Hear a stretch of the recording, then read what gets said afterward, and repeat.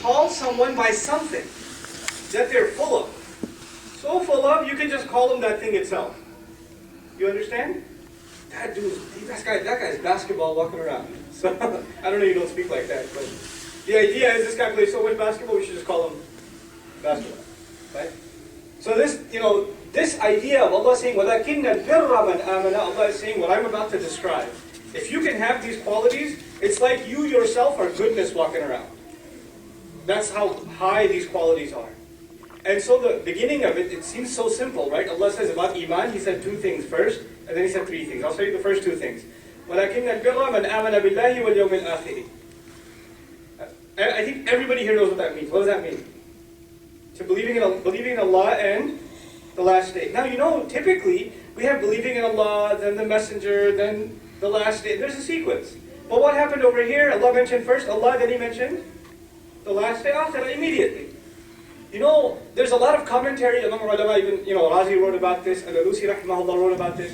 Why mention that over here? Why mention Allah and the last day? Because these are the two things that motivate someone to do good things.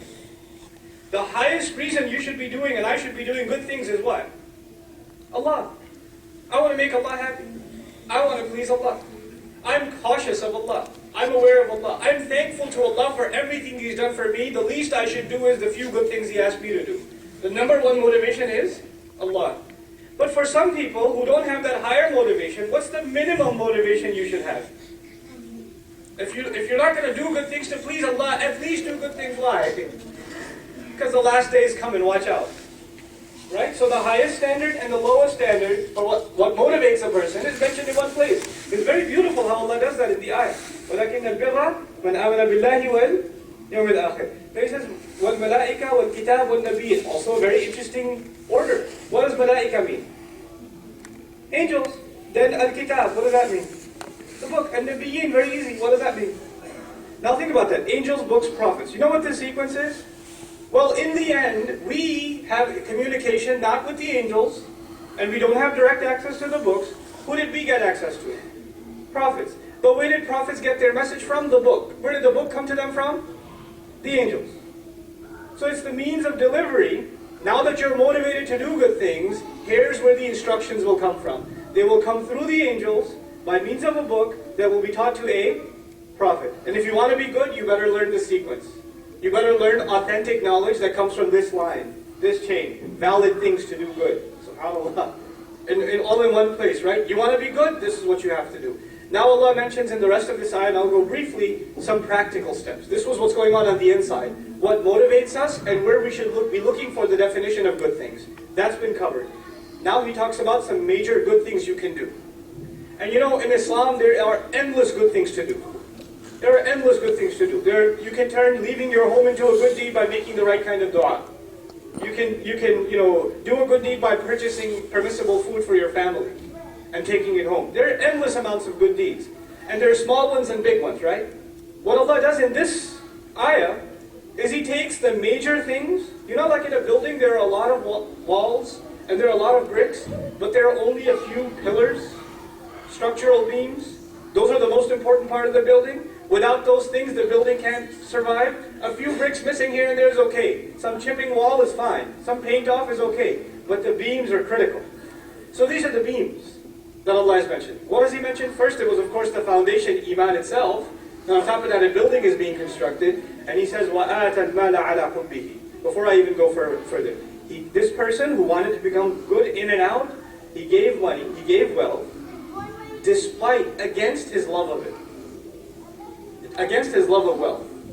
The question arrives here, Allah is already mentioning a reality for all of us. We love wealth. It's not like there's one person who goes, I don't like money, I don't really care for it. No. We all love it. We all love it. There's something inside of us, it's not something that you can deprogram, it's there, Allah mentioned it. Even for the good person, he has love, he has to fight it though. Right? So it's there. It's not like the kuffar love money and we don't have a love for wealth. No, it's there. Allah put it there. And He said, عَلَى حُبِّهِ, against his love of it. Despite his love of that wealth, he spent it. Now the question is, why do we love wealth? Because money doesn't come cheap. It doesn't come easy. You have to give up a part of your life to do things that you don't want to do. Like go to school and graduate. Like go to a job 8-9 hours a day. Like get stuck in traffic every day. You have to give up a part of your life so you can get that paycheck. That paycheck is not just money, it's a part of your life. You know, your sweat and tears went into it. So letting go of it is not easy. Because, we invested a lot into it. So Allah acknowledges that, subhanahu wa ta'ala. He said, ala hubbihi.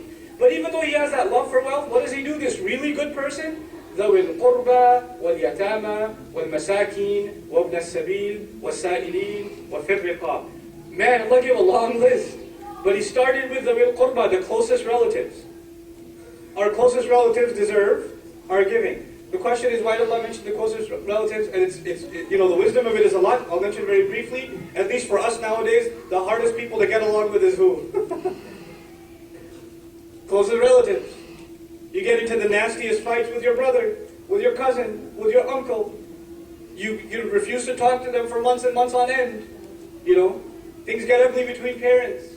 Between husband and wife. Their relations, the ones that we have the most dealings with, tend to get ugly fast.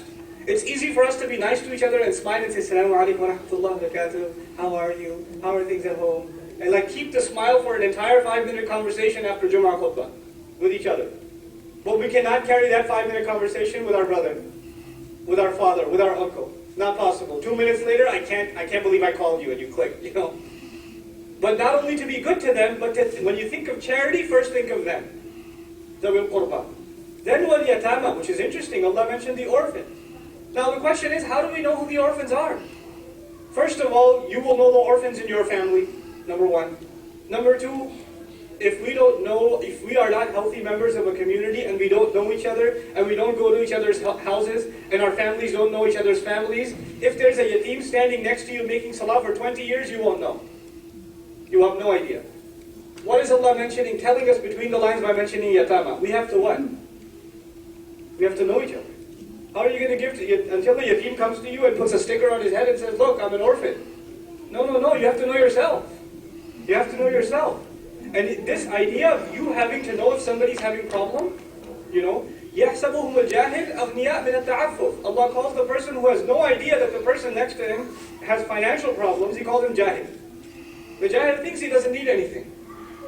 تَعْرِفُهُمْ بِسِيمَاهُمْ. You'll recognize them from their faces.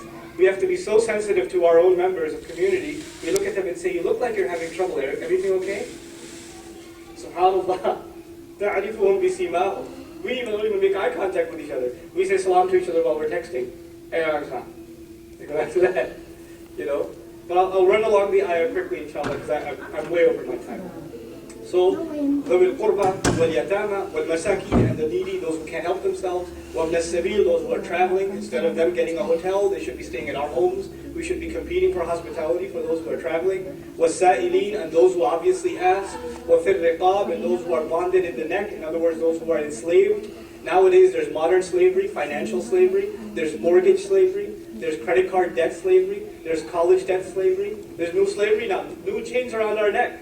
Old neck, chains used to be around people's necks. Now there are new chains. But we have to recognize them. Then at the end of all of this, he says, وَأَقَامَ الصَّلَاةَ وَآتَى الزَّكَاةَ. I think all of you know what that means. What does that mean? He established salat and what? Gave zakat. Do you remember? Allah first said you gave money against your love of it, and He made a long list, and He mentioned zakat again. What does that tell us? This is separate, that's separate. Don't think you gave zakat and you're done. No, this is a separate category. And when we think of being good, what do we think of number one? This guy's a good Muslim. What's the number one thing we think about? Salat. This guy comes to masjid, he's a good guy. Where did Allah mention salat in the list? Did He mention giving first or salat first? SubhanAllah. And He made a list. These are the people you should be taking care of, and you should be establishing salat, and you should be giving zakat. وَالْمُوفُونَ بِعَهْدِهِمْ إِذَا عَاهَدُوا. And the people who fulfill their promises, if and when they make them, whenever they make a commitment, they fulfill it. And if they say, I cannot do it, they tell you to your face they can't do it. They don't get into business agreements. Nowadays, the scariest thing you'll ever hear in business is inshallah. Right? The scariest thing your partner will tell you, when you're making the payment, you say inshallah, soon. That means get ready for tough times, right? So, but Allah is describing those who attain goodness if and when they make a promise, and there's a switch to the ism fa'il form, mufuna. from a fi'l to an ism, which يدل على الدوام. It's alludes to all the time. There is never a moment where they get into a commitment, they don't fulfill it. This is part of being good. And these commitments are not just at the masjid or with brothers, or with the imam, or with the community. These are commitments at work, at business, at college, with your parents. The students here that made a promise to their parents, I'll study hard at school, and you're cutting classes. Even if you're making 5 salawat, you haven't reached goodness because you're cheating what Allah said. If you're a really religious guy at work and you're like watching Islamic videos all day, while your job is to actually, do some work, but you say, no, I'm listening to qira'ah of Quran. You think it's religious work. That's not religious. No, you're cheating your employer. وَالْمُفُونَ بِعَهْدِهِمْ إِذَا عَاهَدُوا. Then he says, وَالصَّابِرِينَ فِي الْبَأْسَاءِ وَالضَّرَّاءِ وَحِينَ الْبَأْسِ. It's towards the tail end, the toughest part, the climax at the end. Those who have sabr, they persevere, they're disciplined, they remain constant in tough times. فِي الْبَأْسَاءِ, in the midst of difficult climate of war. وَالضَّرَّاءِ, and even economic difficulty, social difficulty. This is something that is becoming easier and easier for us to relate to nowadays. وَحِينَ الْبَأْسِ, and even in the midst of war, they have sabr. You know what this means? All of those good things they do, they don't become lazy in them when times get tough. That's what's saying at the end. Their iman stays strong, their salat stays strong, their giving stays strong, their commitments, their promises stay strong. All of those things stay in place, even if times are tough. They don't use difficult times as an excuse to change themselves. They don't use it, right now I can't. No. That's not their attitude. They have sabr. Part of the meaning of sabr is constancy. Which is why at the end of Al-Imran Allah says, Isbiru wa sabiru wa rabitu. Have continuity. So at the end of this ayah, Allah Azza wa Jalla says, أُولَٰئِكَ الَّذِينَ صَدَقُوا. I'll conclude with this. وَأُولَٰئِكَ هُمُ الْمُتَّقُونَ. Right? أُولَٰئِكَ الَّذِينَ صَدَقُوا. Those are the people who confirm the truth. Those are the true people. They're truthful. Truthful about what? Anybody can claim that they're Muslim. Anybody can claim that they're trying to be good, or they're good, or they think they're all right. These are the people who have, proved the truth, not by their words, but by what? Are these list of things speech or character? Actions. So all actions. These actions have made these people truthful. Their tongue can say anything they want. Their tongue can say impressive things. But these people are truthful by actually having attained goodness. وَأُولَٰئِكَ هُمُ الْمُتَّقُونَ. And these are the people that are truly, they've attained taqwa, meaning they've protected themselves. The last bit of, gem, and my favorite gem from this ayah that I wanted to hold back till the end, I'll share with you. It'll take me less than 3 minutes and I'm done, I promise. Inshallah. Here's what I wanted to share with you. The word bir in Arabic, which I translated as what? Who remembers? Goodness. Is related to another word in Arabic, which is bar. Bar. Bar in Arabic means land. Land, as opposed to bahr, right? Bahr is ocean. Like Allah says about Bani Adam, حَمَلْنَاهُمْ فِي الْبَرِّ وَالْبَحْرِ. Right? We loaded him onto the land and onto the sea. Now, bir is connected to bar, rhetorically in Arabic. What's the connection between the two?